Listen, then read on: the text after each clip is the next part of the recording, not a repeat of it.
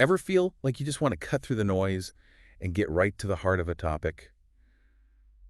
Understand the core of something without having to wade through endless information. Oh, yeah, absolutely. We've all been there. Well, today that's exactly what we're doing. We're going to take a deep dive into a topic that's always fascinating: animal loyalty. Great topic. We've got some really cool insights lined up for you today. We're going to be looking at how different creatures, from mammals and birds to even aquatic life, exhibit this kind of dedication and devotion. Right, and I think it's interesting because, when we think of loyalty, our minds naturally jump to human relationships, right? But what's really amazing is when you start seeing these incredible parallels in the animal kingdom. Exactly. It makes you think about what loyalty truly means, For sure.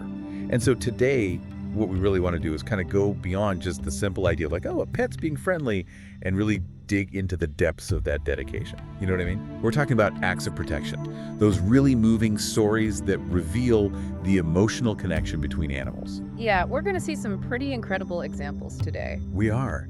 We're going to be drawing from an article that highlights 10 animals that are particularly known for their loyalty. It's a great list. And as you listen, you might even start to see things a little differently when it comes to how different species approach this whole idea of loyalty. I think you're going to be surprised by some of this. Okay, so let's just jump right in. Let's start with an animal whose loyalty is, well, practically legendary at this point, right? We're talking about dogs. It's the classic example. It is. And for good reason. If you really look at the research, you see how their pack mentality plays a really crucial role. They basically view their human families as part of their pack, which kind of triggers those innate drives toward being protective and affectionate and being willing to follow and trust their leaders, So that social structure, which is so ingrained in them, that's really the foundation of that strong bond we see between humans and dogs. It's incredible. And you know what always gets me about dog loyalty, and the article really brings this to life, is the story of Hachiku in Japan. Have you heard of this story? Oh, yeah, it's a classic. It's incredible, right? So this dog faithfully went to the train station every single day for over 9 years, waiting for his owner, who sadly had passed away. Wow, 9 years. Every day, this pilgrimage. I mean, talk about unwavering devotion, right? It's powerful. It's such a powerful image, and it's no wonder he became a national symbol in Japan. They even have a statue of him in Tokyo. When you hear that story, it really drives home the depth of a dog's attachment, doesn't it? Oh, absolutely. And what's even more fascinating is that it goes beyond just behavior. There have been some studies that suggest dogs can actually sense changes in our body chemistry, like when we're stressed or sad. Yeah, it's like they have this emotional radar. It's crazy. They're picking up on these subtle cues and responding to our needs in these really fundamental ways, So it's more than just, I don't know, I guess we think of like a dog wagging its tail when you come home. It's really like they sense you on a deeper level. Yeah, exactly. There's something deeper going on there. Okay, so let's move on from our canine companions and talk about some of the largest land mammals out there. Elephants.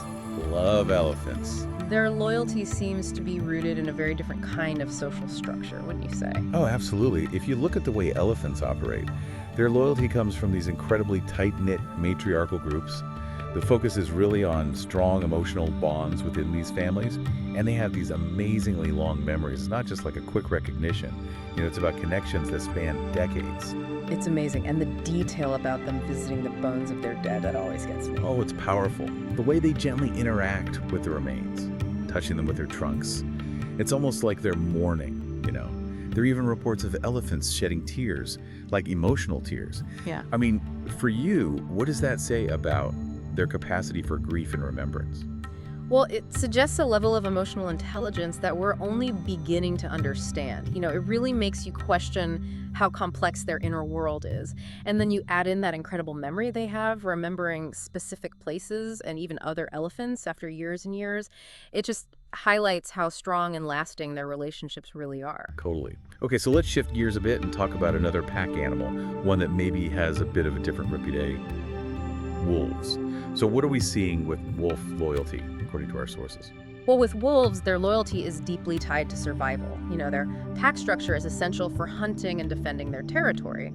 So that dependence on each other creates this incredibly strong sense of loyalty within the pack. And one thing that really stuck out to me in the article was their pair bonding. It's fascinating, right? The fact that they're monogamous, typically choosing one mate for life. That's a pretty serious commitment in the animal kingdom. Absolutely. And then think about how they raise their pups together. Both parents are involved, and older siblings even help out. Oh, wow. It's a real family affair. It shows this deep investment in the well-being of the entire group. It's like a little wolf village working together. Yeah, exactly. And the article even makes a really interesting comparison to human societies. It points out that leadership in wolf packs is often based on respect and experience, not just brute force. So it's not just about who's the biggest and strongest. Right. It's like who's the wisest. Exactly, which is really fascinating when you think about it. It really is. Yeah. It makes you wonder, these different species facing such different challenges, yet they develop and maintain these incredibly loyal bonds. Pretty amazing. All right, let's turn our attention to an animal whose loyalty is often debated, at least compared to dogs. I'm talking about cats. They have a bit of a reputation for being more independent, right? Oh yeah, the aloof cat stereotype. Exactly. So what's the truth about cat loyalty? Well, like you said, it is a bit of a debate. But if you look at the research, it's clear that cats do form genuine attachments to their humans. It might be expressed differently from dogs, maybe a little more subtle, but it's definitely there. So it's not just about, who feeds them. No, not at all. There's real affection there. For example, they recognize their owner's voice and scent, and many cats even show signs of separation anxiety when their owners are gone. Oh, interesting. And there are some pretty amazing stories out there of cats traveling hundreds of miles to reunite with their owners. Wow, that's dedication. Right. So it really makes you think about how we define loyalty and whether we're sometimes projecting our own expectations onto other species. That's a good point. Okay, let's talk about a creature that's often associated with unwavering devotion. Swans. Their loyalty seems to be closely tied to their partnerships, right? Absolutely. They mate for life, and they fiercely protect their partners and their young. That kind of commitment, it's a powerful example of loyalty. And it's interesting because the article mentions that some swans have actually been observed becoming depressed, and in some cases even dying after losing their mate. I mean, that's a level of grief we don't often see outside of human relationships. It's really profound. And then you have their heart dance during mating season, where they face each other and intertwine their necks. It's a beautiful symbol of their connection. Very romantic. Okay, let's dive into the water now and talk about dolphins. They have these really intricate pod structures, right? So how does loyalty play out in their underwater world? Well, dolphins are incredibly social creatures. Their pods are built on lifelong friendships, and they really care for each other. They rely on these strong bonds for everything from hunting to protection. And they have those signature whistles, right? Yes. Those are amazing. It's like each dolphin has its own name that they can remember and recognize even after being separated for decades. It's like they have their own language, their own way of keeping track of each other. Exactly. And then you have those stories of dolphins saving humans from drowning or protecting them from shark attacks. That's loyalty extending beyond their own species, which is pretty incredible. It really makes you wonder about their capacity for empathy, Okay, let's talk about horses. As herd animals, they also depend on social bonds for survival. Definitely. They form strong connections with other horses and with humans they trust. That trust is key to their loyalty. And horses have impressive memories too, don't they? Oh yeah. They can remember people and routines even after years apart. It's pretty remarkable. So it's like they don't forget those who have treated them well. Exactly. And they're also really attuned to human emotions. A calm rider will have a calm horse, while a stressed rider might make the horse anxious. It's like they mirror our feelings in a way. Exactly.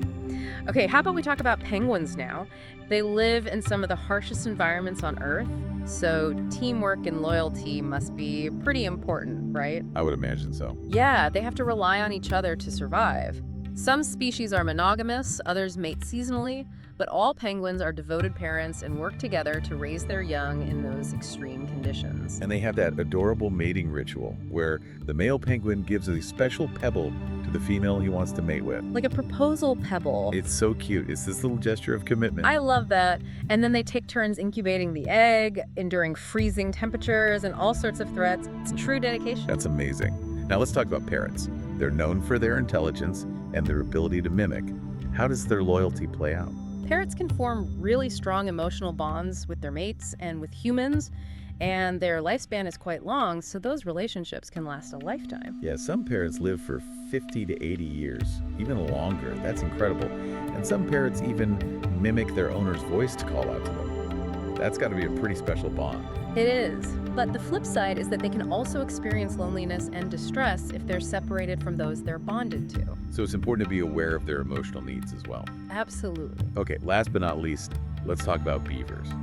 They're famous for their engineering skills, but what about their loyalty? Beavers are all about family. They form monogamous pairs, build these amazing lodges together, and work as a team to raise their young. It's a very collaborative lifestyle. They're like the ultimate DIY couple. Totally.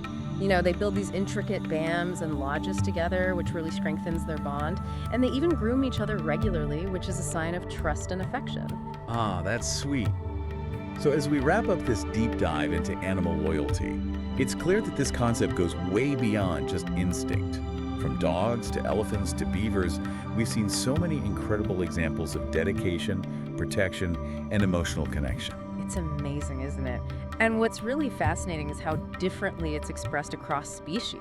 We have everything from acts of protection to mourning rituals to lifelong partnerships to complex forms of communication.